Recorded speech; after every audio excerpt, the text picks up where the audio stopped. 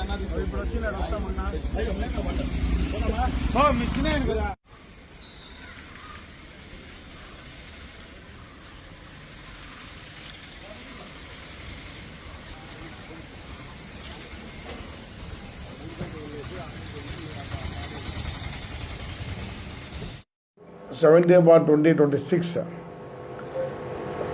ఈ last month 28న జరిగింది. 28వ తారీఖున జగన్మోహన్ రెడ్డి అనే విలేకరి హత్య.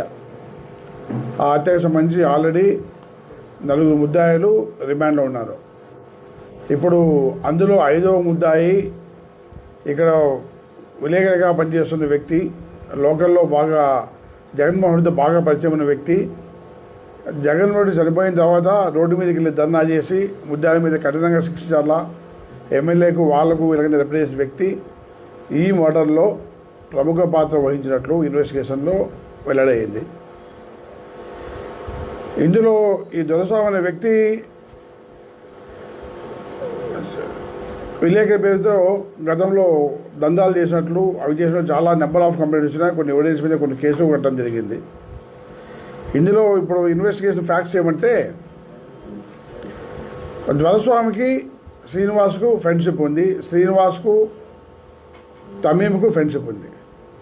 తమీమ్ అనే వ్యక్తి రకరకాల కేసులో ఇన్వాల్వ్మెంట్ అయ్యి లోకల్ పబ్లిక్లో ఒక రకంగా ఒక బ్యాడ్ ఇమేజ్, ఒక డేంజరస్ పర్సన్ అనే ఒక ఇమేజ్ను క్రియేట్ చేసుకున్నాడు.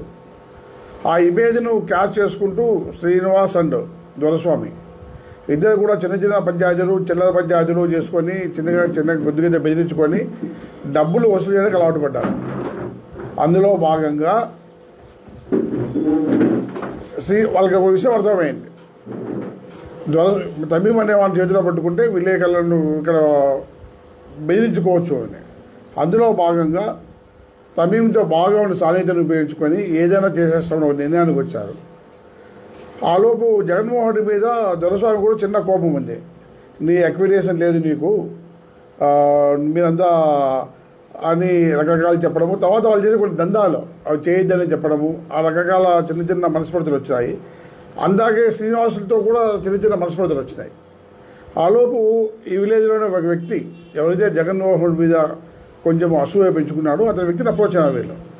నీ గతంలో చాలా జరిగినాయి కదా, చాలా ఇష్యూస్ ఉన్నాయి కదా, వాడి కథ ఏమంటే నాకు చాలా కోపం ఉంది వాడిపోయినా, ఏమన్నా చేస్తే నేను కూడా మీకు సహకరిస్తాను, ఏదైనా ఏ కాలంలో సపోర్ట్ చేస్తాను, ఏదైనా సహాయం చేస్తాను అని వాడితో మాట్లాడి అతన్ని ఓకే అనిపించుకొని శ్రీనివాస్తో వెళ్ళి శ్రీనివాస్కు ప్లాన్ చేశారు. నువ్వు వెళ్ళి తమీమ్ని తెచ్చగొట్టు, తమీమ్కు ఆల్రెడీ జగన్మోహన్ రెడ్డికి ప్రాబ్లం ఉన్నాయి కదా, మర్డర్కి నువ్వు చేస్తాను కనుక్కో అంటే శ్రీనివాస్ వెళ్ళి అడుగుతాడు. ఆలోపు శ్రీనివాస్ ఇంకో మాట చెప్తాడు, తమీమ్ దగ్గర నువ్వు వెళ్ళి ఆల్రెడీ జగన్మోహన్ రెడ్డి మీద వ్యతిరేకత ఉందా, ఇంకొంచెం వ్యతిరేకత క్రియేట్ చేయండి.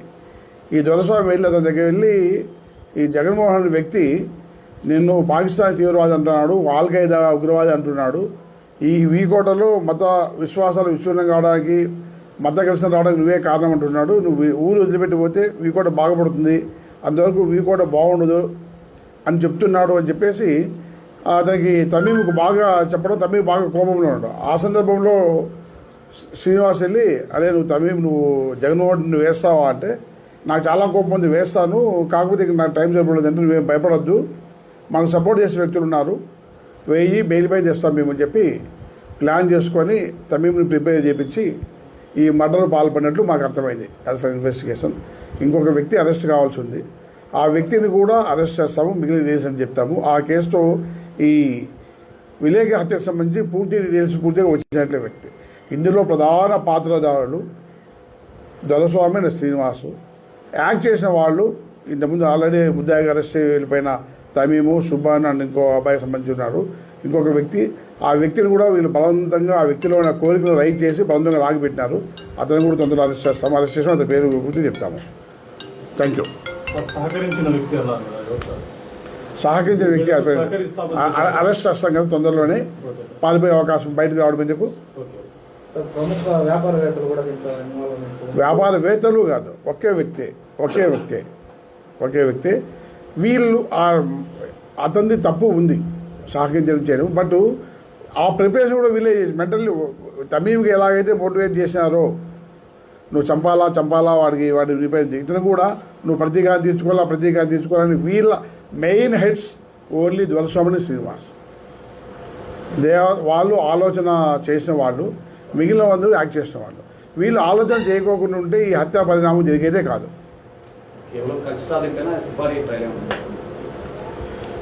మీకు ఇందాకే చెప్పాను, తమీంకు ఆల్రెడీ వాళ్ళ మీద చంపే కోరిక ఉంది. మిగిలిన వ్యక్తులు కూడా జగన్ వల్ల బాధపడిన వ్యక్తులు గ్రూప్ దగ్గరికి వెళ్ళి ఒక గ్రూప్ కావడం జరిగింది. మేము బాధపడినాం, నీవేమైనా సహాయం చేస్తే మేమంతా పని కంప్లీట్ చేస్తామంటే చేయపోటీ చేద్దామని చెప్పి ఉండొచ్చు. దానిపై ఇంకా కొన్ని డీటెయిల్స్ పెట్టుకుంటాం. ఆ వ్యక్తిని కూడా అరెస్ట్ చేసిన తర్వాత పూర్తిగా విచారణ చేస్తే మిగిలిన డీటెయిల్స్ ఇది అవుతుంది. బట్ ఆ విషయం అయితే clear cut. Doraswamy and Srinivas, Tameem, Subhan and Subhan అదే సలీం, తమీము, సలీం, సుబాన్. వీకోట్లో రాజకీయ నాయకునికి వ్యాపారవేత్తకి ఒక ల్యాండ్ గొడవల వల్ల వాళ్ళు అతని పైన కక్ష కట్టుకున్నారు అని అభియోగాలు వస్తున్నాయి. జగన్మోహన్ రెడ్డి దీనికంతా స్కెచ్ ఇచ్చినాడు అనే అభియోగం. ఎవరు కట్టుకున్నారని? వాళ్ళిద్దరూ ల్యాండ్ గొడవలు పడడానికి కారణమే జగన్మోహన్ రెడ్డి. దానివల్లనే ఇది హత్య జరిగింది, దానివల్లనే సుపారీ ఇచ్చారని ప్లాన్. సుపారీ డబ్బులు చేతులు మారలేదు సార్, డబ్బులు చేతులు మారలేదు. ఏమన్నా జరిగితే ఇస్తాము అన్న ప్రామిస్ మాత్రమే ఉంది. డబ్బులు చేతులు మారలేదు. అది కూడా పూర్తిగా వెరిఫై చేయాలా. ఇంకో వ్యక్తిని పట్టుకుంటే పూర్తి సమాచారం వస్తుంది. బట్ క్లియర్ కట్ పిక్చర్ వచ్చేస్తుంది. ఇప్పుడు అట్ ప్రజెంట్ క్లియర్గా అర్థమైపోయింది దీంట్లో పాత్ర ఎవరు ఇంప్లిమెంట్ చేశారు, ఎవరు ప్లాన్ చేశారు అనే విషయం మాకు క్లియర్గా అర్థమైంది. ఒక విషయం అందరికీ వీకోట పబ్లిక్కు పత్రికాముఖంగా ఎలక్ట్రానిక్ మీడియా ముఖంగా విజ్ఞప్తి చేయమంటే, ఎవడో చిన్న నేరాలు పాల్పడిన వ్యక్తి మీ దగ్గరకు వచ్చి మిమ్మల్ని ఏ విధంగా బలవంతం చేసినా కూడా మీరు భయపడుతున్నారు అంటే మీరు చేసే ప్రైమరీ తప్పు. ఎవడో ఒక ముక్కు మొహం తెలియని వ్యక్తి, ఇతన్ని కొట్టిన వ్యక్తి, బదార్డు వ్యక్తి నేను డిమాండ్ చేసి తీసుకెళ్తున్నారు అంటే అది మీ చేతగాంతరంలాగా ఉంటుంది, పోలీసు చేతగాంతరంలాగా ఉంటుంది. మీరు ఎవడైనా మిమ్మల్ని బెదిరిస్తే పోలీసుకు సమాచారం ఇవ్వండి. 100కు 100% మీరు అవసరం అనుకుంటే మీ ఇన్ఫర్మేషన్ ఇక్కడ బయటికి రానివ్వము. వాళ్ళపైన కఠినమైన చర్యలు తీసుకుంటాం. యాక్చువల్గా ఇక్కడ ఇంకో విషయం కూడా చెప్పదలుచుకున్నాను. ఈ మర్డర్కు ఒక మోటివేషన్ కారణం కూడా ఉంది. వీకోట్లో చాలామంది వ్యాపారస్తులు, భయస్తులు పబ్లిక్గా చంపితే భయపడతారు. మళ్ళీ పిలిచి సరే నీకు డబ్బులు కావాలని, డబ్బులు ఈజీగా వస్తుంది, డబ్బులు ఈజీగా వసూలు చేసుకోవచ్చని వాళ్ళ మైండ్లో ఓ ప్రోగ్రామ్ ఫిక్స్ చేసుకున్నారు. కాబట్టి కూడా ఈ ప్లాన్ అమలు చేయడం జరిగింది. మీరు భయపడుతూ ఉంటే, పబ్లిక్ ఎవరన్నా భయపడి డబ్బులు ఇస్తూ ఉంటే ఈ హత్యలను ప్రోత్సహించినట్లు అవుతుంది. ఎవ్వరూ భయపడాల్సిన పని లేదు. వీకోట చాలా పీస్ఫుల్ ఇస్తూ, ఒకడో ఇద్దరో వెధవలు ఉంటే పోలీసు కానీ వ్యవస్థ కానీ వాళ్ళు తొక్కేస్తుంది, వాళ్ళపైన కఠినంగా తీసుకుంటుంది. కాబట్టి పబ్లిక్ ఎవ్వరూ భయపడదు, ఫ్రీ హ్యాండ్ పెట్టుకోండి. వీళ్ళు క్రియేట్ చేసేటివే వ్యక్తిగత స్వార్థాలను క్రియేట్ చేసేవే హిందూ ముస్లిం ఘర్షన్స్ కావచ్చు, అరాచకాలు కావచ్చు, లేదా ఎక్స్ట్రాక్షన్స్ కావచ్చు. మీరు స్వేచ్ఛగా ఏ మతము కావచ్చు, ఏ గ్రూప్ కావచ్చు, ఏ క్యాస్ట్ కావచ్చు, ఏ వ్యక్తి కావచ్చు, స్వేచ్ఛగా మీ బాధనగా మాకు చెప్పగలిగితే మీకు అవసరం అనుకుంటే రహస్యంగా ఉంచుతాం, అవసరం లేకపోతే బహిరంగంగా చెప్పి బహిరంగంగానే చర్య తీసుకుంటాం. మీరందరూ దయచేసి పోలీసుకు బాగా సహకరించండి, భయపడద్దండి. ఇంకోటి గణపతి అనే అతను కూడా రిమైండ్ పంపించినట్టు. అవును, గణపతి శ్రీనివాస్ దొరస్వామి అండ్ తమీం వీళ్ళంతా కలిసి దందాలు పాడుపడిన కేసులో గణపతి పోయినాడు. గణపతికి ఇప్పుడు దాకా మాకు పుణ్య ఎవిడెన్స్ ప్రకారము ఈ మర్డర్ కేసులో ఇన్వాల్వ్మెంట్ లేదు.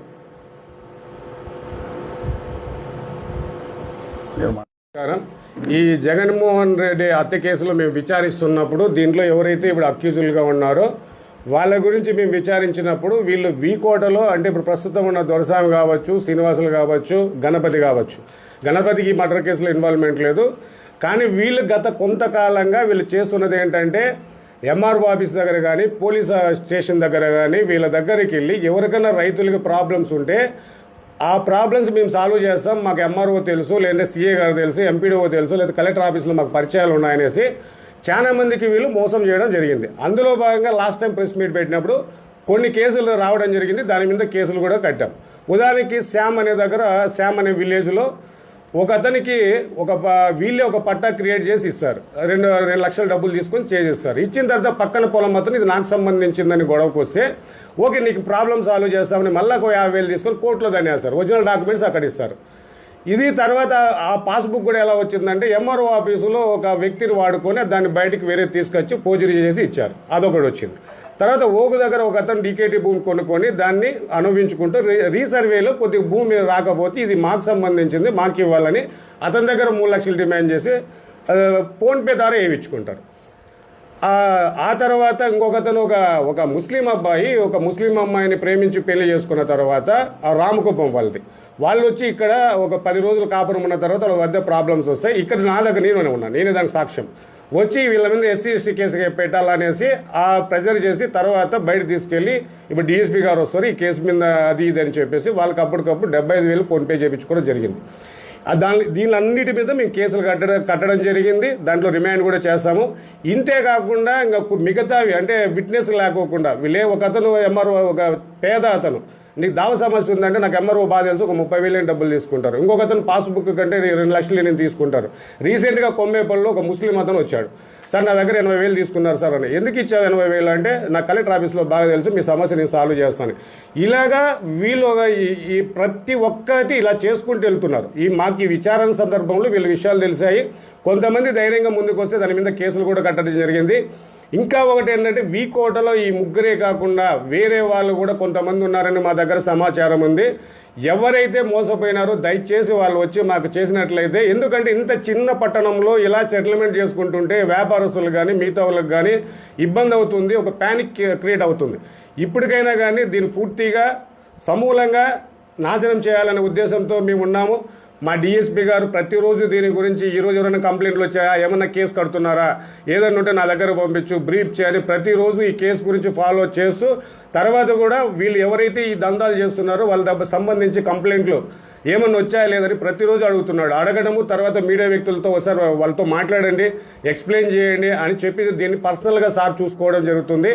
కాబట్టి దయచేసి ఇప్పుడు కూడా ఈ ముగ్గురే కాకుండా ఇంకా కొంతమంది కూడా వైఎస్ఆర్ సర్కిల్లో చుట్టుపక్కల ఉన్న వాళ్ళు చాలా మందికి మోసం చేశారని తెలిసింది, అమ్మాయిలకు కూడా మోసం చేశారని తెలిసింది. ధైర్యంగా మీరు వచ్చినట్లయితే మీ కేసులు కట్టి వాళ్ళ మీద మేము చర్యలు తీసుకొని పూర్తిగా వీకోటలో ఎటువంటివి లేకుండా చేయడానికి మేము ప్రయత్నిస్తాం. దయచేసి మీడియా మిత్రులు కూడా మీరు సహకరించాలని, ఈ విషయంలో మీరు కూడా సహకరించినట్లయితే పూర్తిగా మేము సాయం చేస్తామని తెలుపుతున్నాం.